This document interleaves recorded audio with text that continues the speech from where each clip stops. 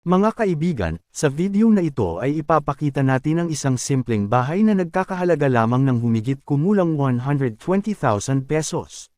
Kahit limitado ang budget, pinatunayan ng may-ari at yung mga karpintero niya na posible pa ring magkaroon ng maayos at komportableng tahanan. Sa unang bahagi ng paggawa, naglagay muna sila ng mga poste bilang pundasyon ng bahay. Pagkatapos nito ay sinundan ng pagbuo ng frame gamit ang mga kahoy. Dahil plywood at kahoy ang pangunahing materyales na ginamit, mas mabilis ang naging proseso ng paggawa kumpara sa tradisyonal na konkretong bahay. Habang tumatagal ang trabaho, makikita natin kung paano unti-unting nabuo ang mga dingding, bubong, at iba pang bahagi ng bahay. Bagamat simple lamang ang disenyo, siniguro nilang matibay at maayos ang pagkakagawa upang maging komportable ang titira rito. Araw-araw ay may malinaw na progreso.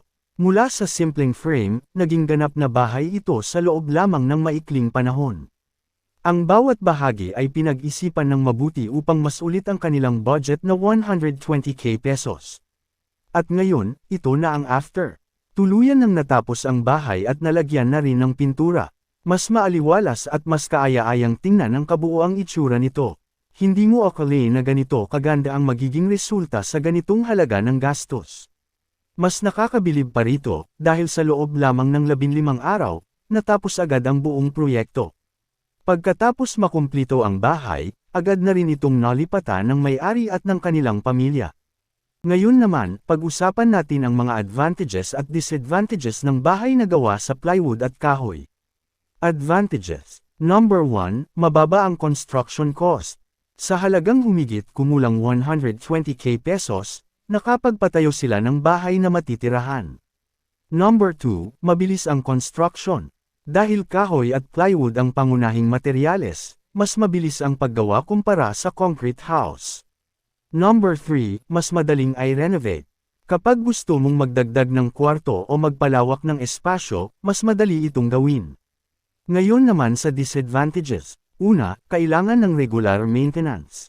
Dapat protektado ang kahoy laban sa tubig, anay, at iba pang maaaring makasira rito. Pangalawa, mas limitado ang lifespan kumpara sa maayos na reinforced concrete structure. At pangatlo, kailangan ng maingat na pagpili ng materyales para matiyak ang kaligtasan at tibay ng bahay.